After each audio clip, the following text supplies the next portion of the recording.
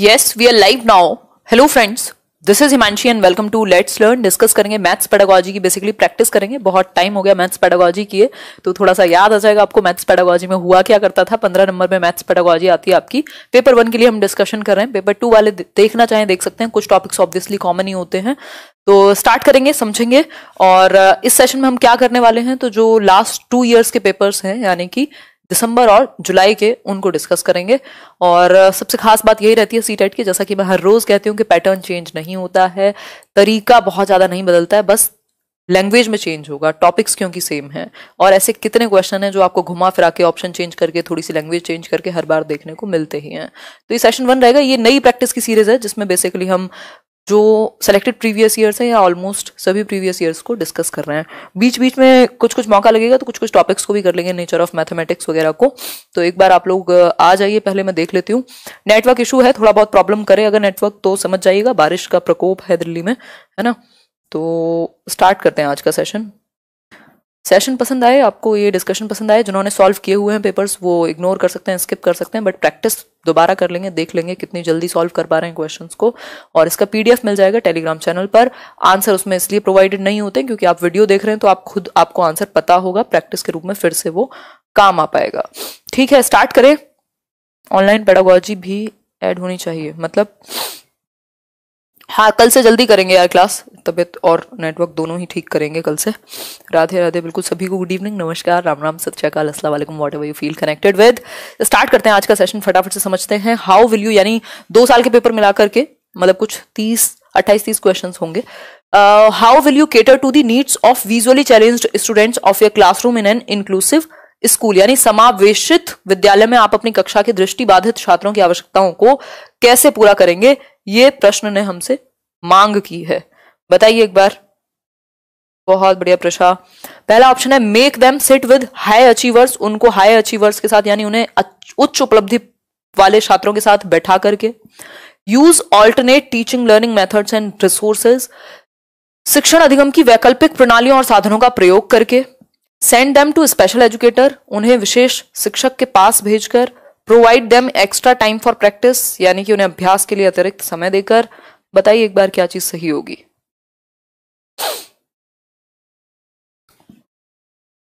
B यानी 2 option, use alternate teaching learning methods and resources. ठीक है बात आपकी, मतलब हम क्या करेंगे, वैकल्पिक साधनों का, प्रणालियों का, टीचिंग लर्निंग मटेरियल्स का यूज करेंगे. यदि विजुअली चैलेंज्ड है बच्चा तो क्या करेंगे, ऑडियो सीडी वगैरह इन सब का इस्तेमाल कर सकते हैं, या उसको टैक्टाइल मटेरियल जिसको वो टच करके पढ़ सके, उस तरीके की चीजें, कॉन्क्रीट मटेरियल के थ्रू मैथ्स वगैरह के कुछ चीजें सिखा सकते हैं, है ना. अगर सुनने में प्रॉब्लम है तो दिखा करके पढ़ा सकते हैं, देखने में प्रॉब्लम है तो सुना करके या फिर टच करा करके, बहुत सारे तरीके हैं.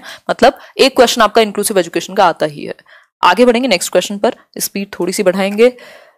नेक्स्ट क्वेश्चन है which of the following is not a mathematical process, यानी गणितीय प्रक्रम किसको नहीं कहेंगे. नॉट, पेपर वाला फील लेना है बिल्कुल. ट्रांसपोजिशन यानी पक्षांतरण को, विजुअलाइजेशन यानी मानदर्शन को, मेमोराइजेशन यानी कंठस्थ करना, या फिर एस्टिमेशन यानी आकलन करना. आंसर कीजिए एक बार फटाफट से, फटाफट से आंसर कीजिए. केदारमल जी की बातों को एक बार सुन लीजिए. निकल गया कमेंट, अब तो सुन लेंगे, बाद में ही सुनेंगे, अब तो नहीं देख पा रही हूं मैं कमेंट. चलिए बताइए एक बार, बहुत तेजी से कमेंट जा रहे हैं.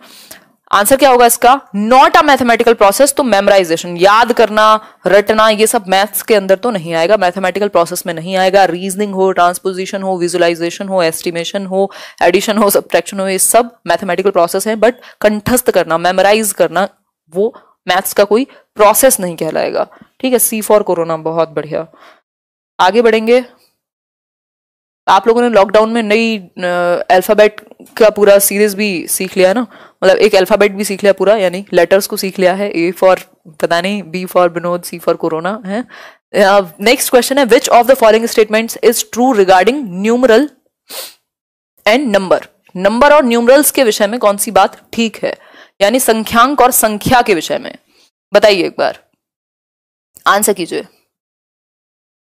गाइड कर देंगे सिमरन, एक बार एमपी टेट का देख लेंगे. बहुत खराब नहीं, बट हाँ थोड़ी सी खराब है तबीयत। A numeral is a symbol used to represent number। एक न्यूमरल क्या है? एक सिंबल होता है जिसके थ्रू आप एक नंबर को रिप्रेजेंट कर सकते हैं। फॉर एग्जाम्पल रोमन में कितने सारे न्यूमरल्स हैं, क्या कर रहे हैं आप? नंबर को प्रेजेंट कर सकते हैं इसके through. Same number can be represented by different numerals. Same number आप डिफरेंट न्यूमरल्स का यूज करके रिप्रेजेंट कर सकते हैं। भाई ये रोमन में हो गया, इसके अलावा कितनी सारी अलग अलग लिपि होंगी, उसमें आप प्रेजेंट कर सकते हैं नंबर्स को, है ना। इवन अगर मैं बात करूं हिंदी की भी अपनी, तो इस 11 को ऐसे ही बनती थी ना, एक ही का ही, हाँ, तो 11 को हम ऐसे भी प्रेजेंट कर सकते हैं। यानी कि अलग अलग सेम नंबर को अलग अलग न्यूमरल्स का यूज करके हम इसको 11 को ऐसे भी और ऐसे भी, दो अलग अलग न्यूमरल्स का यूज करके हम कर सकते हैं। तो both A and B are correct, दोनों की ही बात सही है। आगे बढ़ेंगे। Identify the correct statement about the ability to conserve. देखिए एक बार, identify the correct statement about the ability to conserve different physical quantities in measurement as proposed by प्याजे। अगर प्याजे की माने हम बात, तो मेजरमेंट में, मापन में कौन सी एक क्वांटिटी के बारे में एक स्टेटमेंट सही होगा इनमें से? तो आपको एरिया कंजर्वेशन वाला कॉन्सेप्ट पता होगा कि वॉल्यूम, एरिया, और आपका एक और चीज होती है तीसरी, उनका आइडिया बच्चों को लगने लगता है, इंडक्टिव रीजनिंग आ जाती है। बताइए एक बार, प्याजे के प्रस्ताव के अनुसार माप में विभिन्न भौतिक राशियों के संरक्षण की योग्यता के विषय में सही कथन को पहचानना है हमें। तो conservation of weight is grasped before conservation of volume, या फिर conservation of volume is grasped before conservation of mass, conservation of weight is grasped before conservation of number, या फिर conservation of length is grasped before conservation of number. बताइए एक बार। तो हम जानते हैं कि कंजर्वेशन ऑफ, इवन आप अपना नॉर्मल कॉमन सेंस भी लगाएंगे तब भी आपको पता लगेगा conservation of weight is grasped before conservation of volume. Volume जानने के लिए तो बच्चे को थोड़ा सा और आगे की बात है, उससे पहले वेट का कॉन्सेप्ट तो बहुत जल्दी डेवलप हो जाता है बच्चे में, अगर आप देखेंगे तो, यानी उसको हल्का और भारी तो पता ही होता है ना। तो वॉल्यूम का कॉन्सेप्ट बाद में आएगा, वेट का पहले, इसलिए ऑप्शन ए होगा। आगे बढ़ेंगे। Van Hiele's levels refers to stages in the development of. Van Hiele को समझेंगे किसी दिन। वैन हील की अगर बात करें तो किस प्रकार, या वैन हील के स्तर जिस विकास की अवस्थाओं का संकेत करते हैं, यानी किस विकास के प्रति संकेत करते हैं वैन हील के लेवल्स? नंबर कॉन्सेप्ट के, प्लेस वैल्यू, जियोमेट्रिकल थिंकिंग, या फिर फ्रैक्शंस? आंसर कीजिए एक बार। सी ऑप्शन, यानी जियोमेट्रिकल थिंकिंग के लिए इन्होंने अपनी जो पूरा वैन हील के लेवल्स हैं, कुछ 5 लेवल्स हैं, 0 से 4 तक है वैसे तो, है ना, तो उनको दिया है। ठीक है, इनिशियल लेवल क्या है वो कमेंट में डालिएगा, क्योंकि लास्ट तो पूछता नहीं, रेगर या रिगर जो है। नेक्स्ट क्वेश्चन है, which one of the following sets are problem solving strategies in, जिसमें विजुअलाइजेशन और प्रॉपर वो स्टेजेस हैं, लेवल्स हैं basically. Which one of the following sets are problem solving strategies in mathematics, यानी कि समस्या समाधान की तकनीक है मैथ्स में। इनमें से कौन सा एक कौशल जो है मैथमेटिक्स में समस्या समाधान का एक तरीका है? जिनको क्लियर नहीं दिख रहा, फिर से फोन को ऐसे लिटा के यूज कीजिए और थोड़ा सा बड़ा करके देखिए, दिख जाएगा। काफी बड़ी स्क्रीन है और बड़ा क्वेश्चन लिया है ना। अगर ऐसे सीधा करके देखोगे तो इतनी सी स्क्रीन दिखेगी ना। बताओ एक बार, आंसर कीजिए।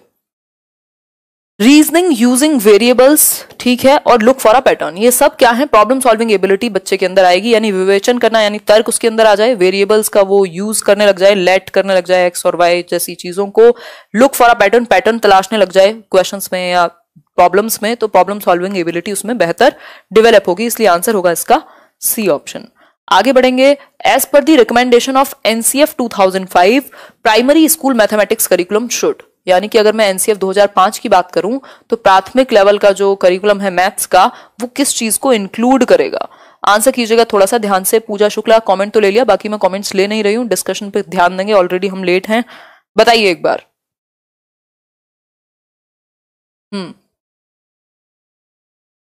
अच्छा, स्टडी विद हेमंत विश्वकर्मा, अब वो एक बार टीम से आपको कॉल करना पड़ेगा, वहां मैथ्स पेडागोजी कराना मेरी जिम्मेदारी नहीं है, मैं सीडीपी लेती हूँ, है ना, तो कुछ ना कुछ कराया जाएगा। एक बार आप कॉल करना टीम को, या मैं एक बार बात कर लूंगी। बताइए एक बार। A option, relate to children's everyday experiences, बात तो ठीक लग रही है। फोकस ऑन प्रोसीजरल नॉलेज, सिर्फ प्रोसीजरल नॉलेज राइगर प्रोवाइड करना हो, कठोरता लानी है। Prepare children for advanced mathematics, जी नहीं।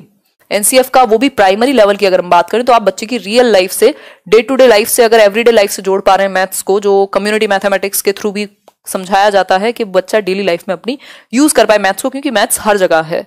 ठीक है बात, आगे बढ़ेंगे। विच of the following is not a characteristic of effective mathematics pedagogy, इनमें से कौन सी एक प्रभावी गणितीय अध्यापन की विशेषता नहीं है, है ना, मतलब आप बेहतर तरीके से मैथ्स पढ़ाते हैं, उसकी विशेषता कौन सी एक नहीं है। देखो अभी बताऊंगी टी शर्ट क्यों नहीं मिला। जिनको रिफंड हुआ है इसका मतलब उनको टी शर्ट नहीं जाएगा, और जिनको जानी होगी उनको पहुंच भी गई होगी।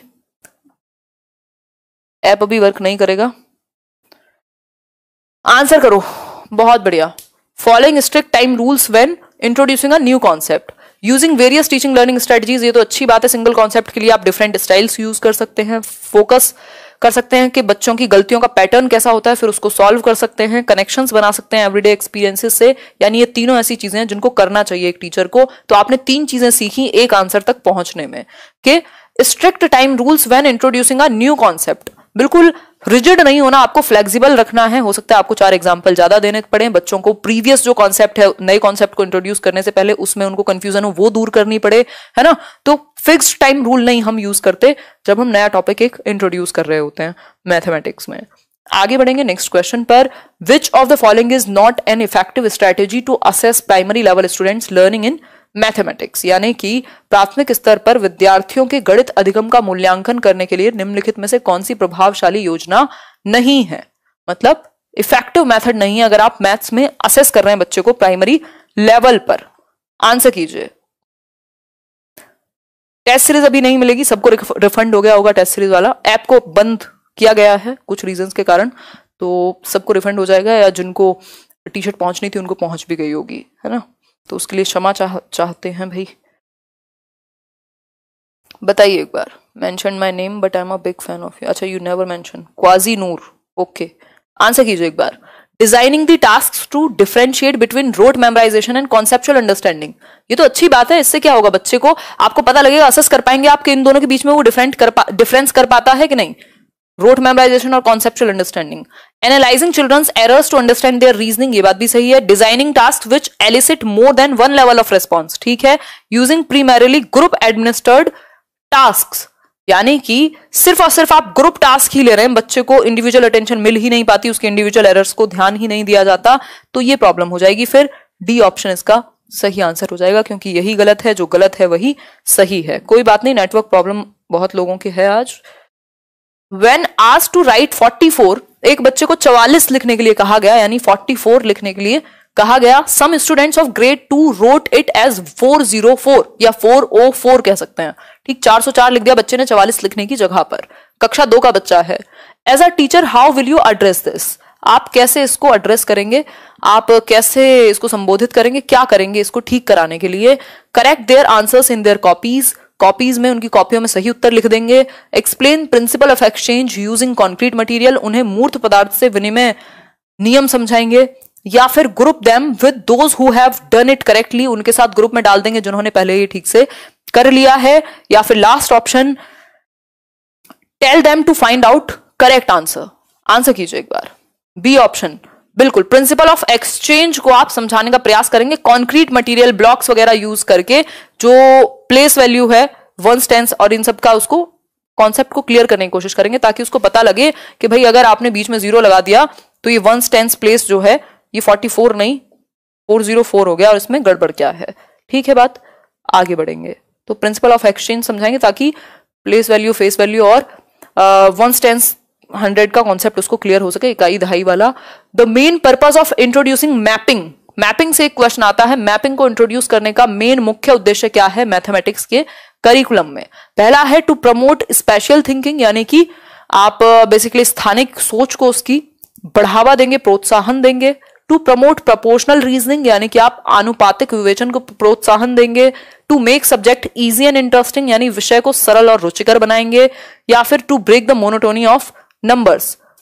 मैपिंग को हम महत्व क्यों देते हैं, ये हमसे पूछा गया है, तो थोड़ा सा सोच समझ के आप लोग आंसर करने का प्रयास करेंगे। बताइए एक बार, दीजिए जवाब।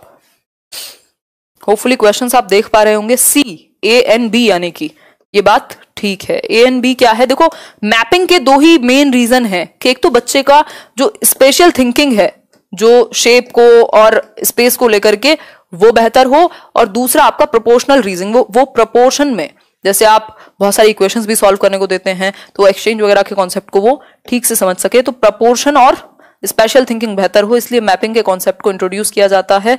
ज्योमेट्री वगैरह में भी यूज करेंगे इसको। आगे बढ़ेंगे नेक्स्ट क्वेश्चन पर। Which of the following topics are not part of primary school mathematics curriculum as per NCF 2005? NCF 2005 के अनुसार, जो नेशनल करिकुलम फ्रेमवर्क 2005 है, उसके अनुसार कौन सी एक चीज हिस्सा नहीं है प्राइमरी मैथमेटिक्स करिकुलम का, यानी प्राइमरी लेवल पर कौन से एक टॉपिक को हम नहीं पढ़ाते एनसीएफ के अनुसार। ये क्वेश्चन पता नहीं 3 बार 4 बार मिनिमम आया होगा, कभी ये ऑप्शन बदल के कुछ और कर देगा, और आसानी से इसको आप सॉल्व कर सकते हैं। 1 नंबर फ्री का है। दीजिए जवाब, डी ऑप्शन यानी रेशो। देखो रेशो और प्रोपोर्शन हम 5th क्लास तक नहीं पढ़ाते। जो टेसिलेशन है ये बिल्कुल सिंपल है। पैटर्न जो है आपके बेसिकली, ये मैंने शायद कभी आपको पिक्चर भी दिखाई होगी, तो डिफरेंट डिफरेंट पैटर्न्स आप एक शेप में फिट करके देख सकते हैं। तो इस तरीके के पैटर्न वाले तो बहुत सारी चीजें देखते हैं हम। सिमेट्री मतलब अगर आप हाफ में डिवाइड कर दें किसी एक चीज को तो दोनों साइड इक्वल आएंगी या नहीं, सिमेट्रिकल होंगी या नहीं, और पैटर्न्स तो कितने सारी, आप अगर किताब उठा करके देखेंगे एनसीईआरटी की तो आपको पैटर्न ही पैटर्न मिलेंगे, पिक्चर्स ही पिक्चर्स मिलेंगी। तो तीनों चीजें हैं लेकिन रेशो नहीं होता। ठीक है बात, आगे बढ़ेंगे। Which of the following resources or TLM can be used by the teacher to show that 2 rectangles of different dimensions can have same area without using formula? यानी कि कौन से एक मेथड का, कौन से एक टीचिंग लर्निंग मटेरियल का, शिक्षण सहायक सामग्री का इस्तेमाल करके एक टीचर बता सकता है बच्चों को कि जो 2 rectangles of different dimensions, 2 rectangles हैं जो डिफरेंट डायमेंशंस के हैं, यानी अलग अलग है उनकी डायमेंशन, ठीक है, can have same area without using formula, इनका एरिया सेम हो सकता है। तो किस तरीके से बताया जा सकता है, जरा सा सोच करके बताओ। स्केल का यूज करके, ग्राफ पेपर का, थ्रेड का, या टाइल्स का? आंसर कीजिए एक बार।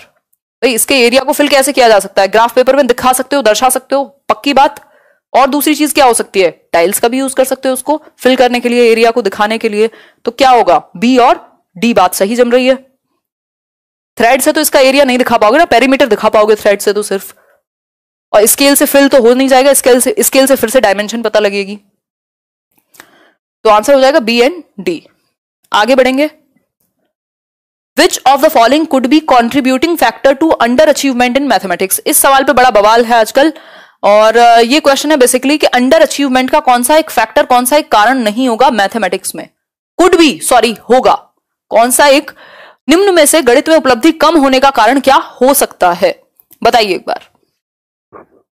हो गए होंगे कुछ 10 एक क्वेश्चन, तो आंसर कीजिए एक बार।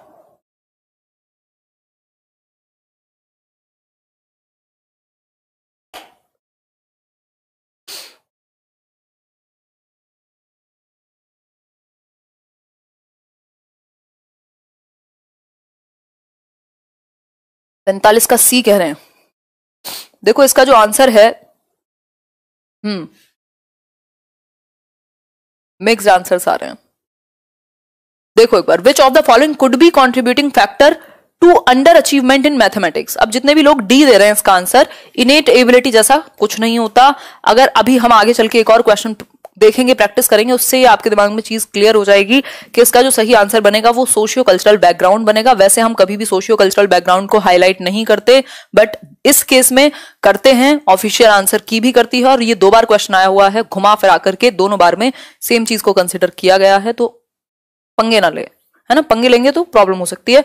और अगर मैं बात करूं, जेंडर कभी भी इसका वो नहीं होता, नेचर ऑफ मैथमेटिक्स नहीं होता। सोशियो कल्चरल, अगर नेचर में ही प्रॉब्लम होती तो फिर तो हर बच्चे के लिए प्रॉब्लम होती। सोशियो कल्चरल बैकग्राउंड का यहाँ पे उन्होंने इस तरीके से शायद जोड़ा हुआ है, जितना मुझे समझ आता है, कि 2 बैकग्राउंड के बच्चे हैं। एक बच्चा है जिसको कैलकुलेशन की या मैथमेटिक्स को रियल लाइफ में इंप्लीमेंट करने का ज्यादा अवसर मिला है, एक बच्चा है जिसको इस तरीके का कभी कोई अवसर मिला ही नहीं, वो दूर है इन सब चीजों से। तो ऑब्वियस है कि दोनों की कैलकुलेशन में या मैथमेटिक्स को सीखने की क्षमता में क्या होगा, अंतर हो जाएगा। तो इसलिए सोशियो कल्चरल बैकग्राउंड यहां अंडर अचीवमेंट का एक कारण हो सकता है कि बच्चों को अपॉर्चुनिटीज ही उस तरीके की ना मिली हो। इसलिए जो आंसर है इसका, सचिन सिंह नाम ले लिया, इसका यही होगा, सोशियो कल्चरल बैकग्राउंड। एक और क्वेश्चन आएगा इस तरीके का, लास्ट में है, आई थिंक वो सेकंड लास्ट क्वेश्चन है, उसको मैं डिस्कस करूंगी क्योंकि मैं स्क्रीनशॉट ले रही थी तो मुझे याद है। Which of the following is the most appropriate strategy to explain that 1/4 is less than 1/3? भाई 1/3 जो है वो बड़ा है 1/4 से, इस बात को हम कैसे दर्शा सकते हैं? बताइए। LCM method, paper strips, dice block या फिर नंबर चार्ट, किस चीज का इस्तेमाल करके बता सकते हैं? शॉप वाला एग्जांपल सेट है यहाँ पर। हाँ ऋषभ, मैंने शायद डिस्कस भी किया होगा। एक बच्चा है जो अपने पापा की शॉप पे बैठता है, अब उसकी जो मैथमेटिक्स की या कैलकुलेशन की जो पावर होगी, एक बच्चा जिसने कभी उसको कोई उस तरीके का एनवायरमेंट ही नहीं मिला। अब यहाँ पे मतलब शॉप से ही नहीं है, बहुत तरह की अपॉर्चुनिटीज से है। ठीक है, आंसर होगा using paper strips. Using paper strips, कागज की पट्टियों का इस्तेमाल करके आप उनको ब्लॉक्स में दिखा सकते हो कि भाई ये जो 3 है, एक सेकेंड, होपफुली समझ में तो आ ही गया होगा आपको कि 1/3 क्या है, बड़ा है 1/4 से। ठीक है, 1/3 क्या है, बड़ा है 1/4 से, क्योंकि आप सेम में अगर 4 तो ऑब्वियसली छोटा हो गया, तो 1/3 इज ग्रेटर देन 1/4। तो ये चीज आप पेपर स्ट्रिप होती है ना पतली सी, उसका यूज करके बता सकते हो। आगे बढ़ेंगे नेक्स्ट क्वेश्चन पर। Which of the following is the most important aspect of making lesson plan while teaching mathematics to primary school children? यानी कि आप प्राथमिक स्तर के बच्चों को मैथमेटिक्स पढ़ा रहे हैं, तो कौन सी एक चीज का आप लेसन प्लान बनाते समय, जो पाठ योजना है उसको बनाते समय ध्यान रखेंगे? पहला ऑप्शन है, अभिषेक रंजन बहुत बढ़िया, कोई क्वेश्चन नहीं पूछा आपने। Following the sequence of text book, presenting mathematical concepts in structured manner, providing opportunities to students to allow construction of concepts, या फिर writing activities and questions for reference। Answer कीजिए एक बार कि इनमें से कौन सा एक चीज का, कौन से एक एलिमेंट का, कौन से एक ऑप्शन का आप ध्यान रखेंगे जब आप लेसन प्लान बना रहे हैं प्राइमरी स्कूल के बच्चों के लिए। बताइए एक बार।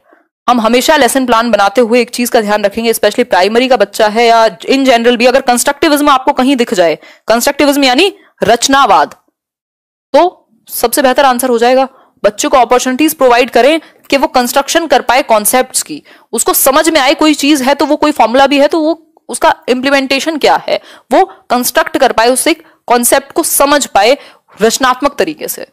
आंसर क्या होगा? C option. इसमें सीक्वेंस, सिर्फ सीक्वेंस फॉलो करना, सिर्फ स्ट्रक्चर्ड मैनर में बता देना, रटा देना, या क्वेश्चंस के लिए ही एक्टिविटी देना सिर्फ, उतना बेहतर नहीं होगा जितना ऑप्शन सी बेहतर होगा प्लानिंग के लिए। आगे बढ़ेंगे। विच of the following can not be considered a feature of a constructivist mathematics classroom?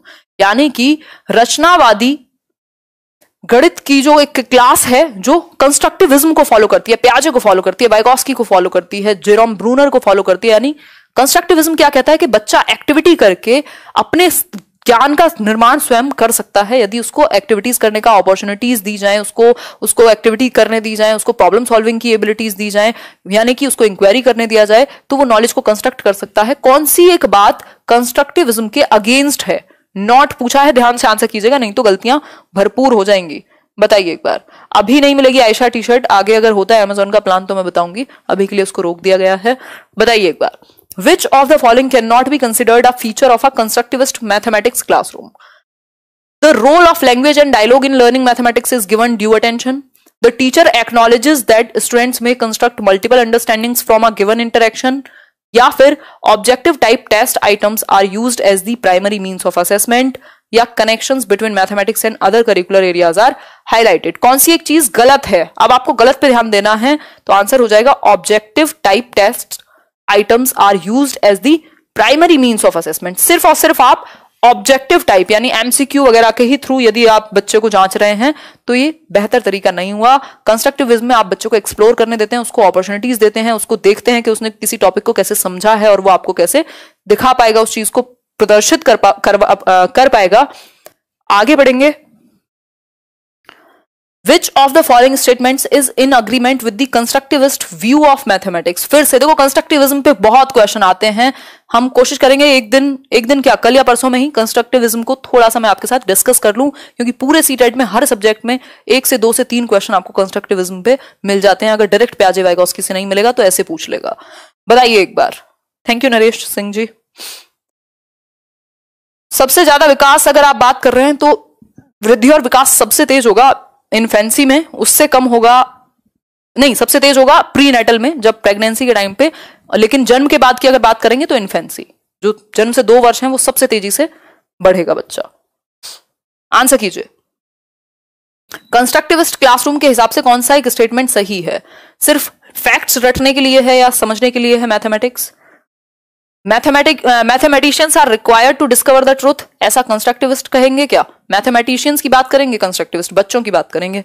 Mathematics is entirely objective, ठीक है बात, लेकिन कंस्ट्रक्टिविस्ट को अगर आप फॉलो कर रहे हैं तो आपको बच्चे को कोई ना कोई एक्टिविटी कंस्ट्रक्ट करने का या अपॉर्चुनिटी देनी पड़ेगी। यानी visualization is an important aspect of mathematics. बच्चा जो है विजुअलाइज करे किसी भी प्रॉब्लम को, दिमाग में कोई अगर ज्योमेट्री से रिलेटेड चीज है तो उसको भी विजुअलाइज करे, यानी मानदर्शन एक इंपॉर्टेंट एस्पेक्ट है मैथमेटिक्स का, ये हम कह सकते हैं अगर हम कंस्ट्रक्टिविज्म को फॉलो करें। बेसिकली बात याद रखना, जब भी कंस्ट्रक्टिविज्म आएगा बच्चा एक्टिव मिलेगा आपको, बैठा हुआ नहीं मिलेगा। नेक्स्ट है, which of the following activities is best suited for the development of special understanding among children? देखो, स्पेशल अंडरस्टैंडिंग आ जाए, ज्योमेट्री से रिलेटेड चीजें आ जाए, मैपिंग से रिलेटेड चीजें आ जाए, आप सीधा स्पेस और शेप साइज की बात पे चले जाइएगा। यानी कि अगर मैं बात करूं, बहुत बढ़िया उषा जी, अगर मैं बात करूं तो कौन सी एक एक्टिविटी बेस्ट सूट करेगी बच्चे की जो स्थानिक समझ है, यानी शेप की, साइज की, स्पेस की समझ को बेहतर करने के लिए? तो top view of a bottle उसको ड्रॉ करने के लिए कहें, सिटीज को लोकेट करने के लिए कहें मैप पर, मून राइज का टाइम नोट करने के लिए कहें, या representing numbers on a number line? Number line पे कोई स्पेस थोड़ी ना यूज होता है, ये तो नॉर्मल फैक्चुअल रिप्रेजेंटेशन है ना। मून का टाइम कर भी लेगा अगर वो मून राइज का टाइम, तो इससे कौन सा स्पेस की उसकी स्पेस का मतलब वो नहीं है कि आप मून पे चले गए, ठीक है। यहां आपकी साइज शेप को लेकर के समझ की बात हो रही है। तो आंसर क्या होगा? Drawing the top view of a bottle.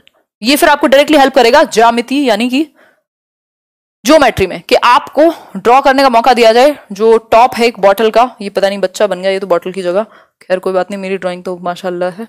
Locating CTs on a map, ये हिस्ट्री का काम हुआ। मैपिंग को सिर्फ एक ही कॉन्टेक्स्ट में यूज नहीं करते, या तो शेप बनाने को होती कोई, और शेप बनाने के लिए सिर्फ एक बॉटल वाला ऑप्शन ही हमारे पास अवेलेबल है। इसी के साथ हम जाएंगे।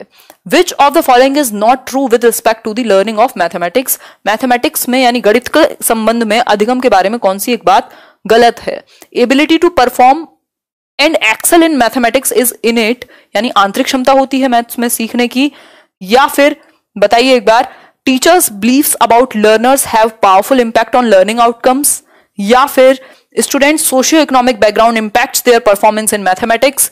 ये आपको उस वाले क्वेश्चन का आंसर यहां मिल जाएगा। Schools language of instruction can impact a child's performance in mathematics? Answer कीजिए एक बार। उदय सर की क्लास कब होगी? मैं एक बार बताती हूँ, उनका मैसेज आ जाएगा, वैसे मैं एक बार देख लूंगी, मुझे थोड़ी सी एक बार कॉल करके पूछ लूंगी। चलो, आई थिंक वेडनेसडे कह रहे थे वो दिन सेट करने के लिए, चलो बता दिया जाएगा जब भी होगी, इवेंट लग जाएगा। विच of the following is not true, यानी इनमें से कौन सी एक बात सही नहीं है? किसके बारे में? मैथमेटिक्स के बारे में। आंसर कीजिए। 51 का ए, यानी कि ability to perform and excel in mathematics is innate. बिल्कुल सही बात है, इनेट नहीं होती एबिलिटी, ऐसा कुछ नहीं है कि इनेट होती है, जिसमें होती है उसमें होती है, ये नहीं कहेंगे। तो ए ऑप्शन गलत हो जाएगा, ऐसा हम नहीं मानते। जो टीचर का बिलीफ है कि बच्चे सीख सकते हैं, वो इंपैक्ट करेगा बिल्कुल लर्निंग में। सोशियो इकोनॉमिक बैकग्राउंड भी इंपैक्ट करेगा आपकी परफॉर्मेंस को, अगर आपको अपॉर्चुनिटीज नहीं मिली मैथ्स को डेली लाइफ में, कम्युनिटी में यूज करने की। Schools language of instruction can impart, अगर आपकी इंस्ट्रक्शन की जो लैंग्वेज है वो बेहतर नहीं है मैथमेटिक्स में स्पेशली, तो बच्चा डरने लगेगा मैथ्स से। तो इसीलिए आपको समझ आ गया होगा कि उसका आंसर सोशियो इकोनॉमिक बैकग्राउंड क्यों था, क्योंकि इसको हम सही मान रहे हैं यहां भी, इसलिए उसका आंसर यही था कि सोशियो इकोनॉमिक बैकग्राउंड के कारण अंडर अचीवमेंट हो सकती है, क्योंकि बच्चे की परफॉर्मेंस को मैथमेटिक्स में ये इंपैक्ट करेगा। तो आप उस चीज को क्या कर सकते हैं? वेरीफाई कर सकते हैं। कोई भी कहे कि वो आंसर नहीं होगा, वही है ऑफिशियली भी और लॉजिकली भी, क्योंकि बात मैथ्स की हो रही है। सीडीपी होती तो आंसर ये कभी नहीं होता। आगे बढ़ेंगे। Identify a desirable practice for teaching geometry at primary level, ये आई थिंक लास्ट नहीं, अभी हैं 2-3 क्वेश्चन।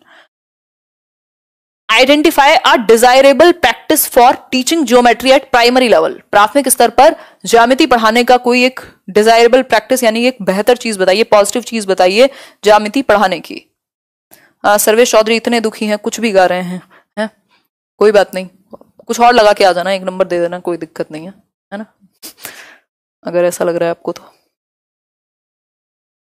हाँ अक्षय,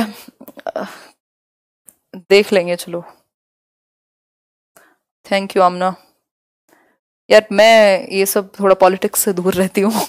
ये टीचर पॉलिटिक्स मार्केट में चलती रहती है, कोई इधर कोई उधर।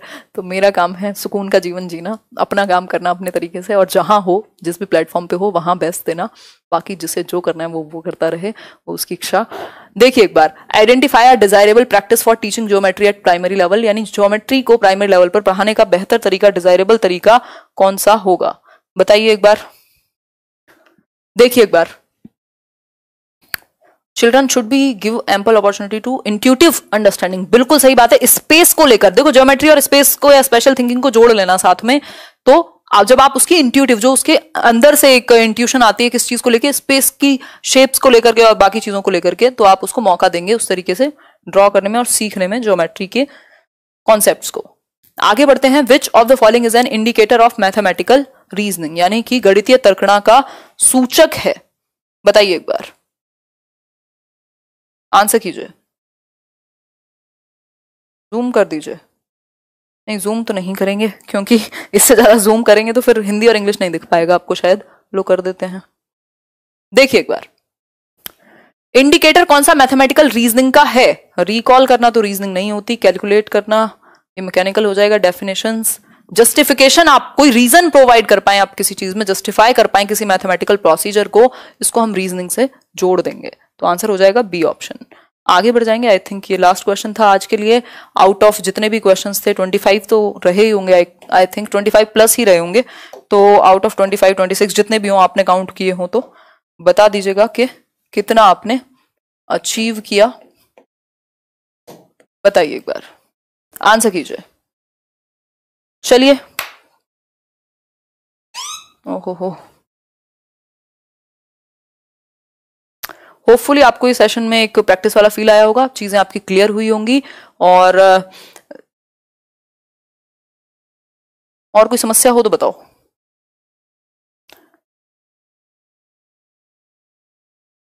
गेस्टाल्ट थियरी करा देंगे किसी दिन, कोई बात नहीं रेनू जी। चलिए, सेशन पसंद आया हो लाइक शेयर जरूर करके जाइएगा, है ना।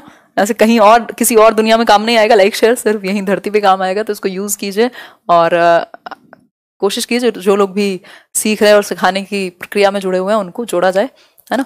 लेट्स लर्न के साथ टेक केयर, ध्यान रखिए अपना। कल मिलते हैं, 9 बजे मिलेंगे कल। Take care.